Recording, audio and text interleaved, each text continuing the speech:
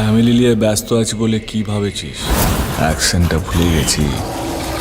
আগামী 20শে December cinema প্রেক্ষাগৃহে মুক্তি পেতে চলেছে বাংলা সিনেমা খাদান।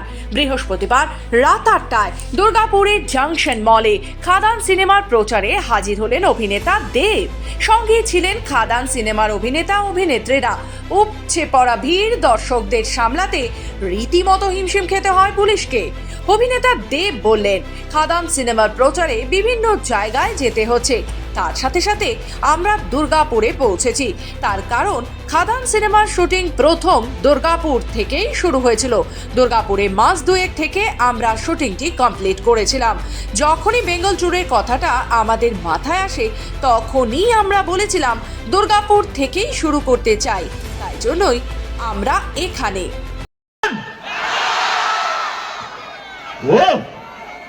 আমাদের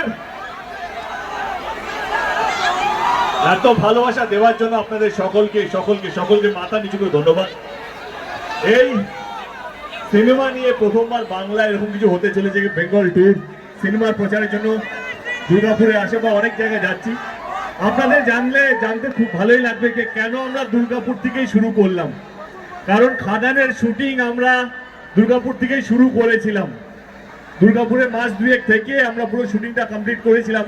তো যখনই এই বেঙ্গল ট্যুরে আইডিয়াটা আমাদের মাথায় আসে তখন আমি প্রথমেই বলেছিলাম কি আমি দুর্গাপুর থেকেই শুরু করতে চাই, আর সেই জন্যই আজকে আমরা এখানে।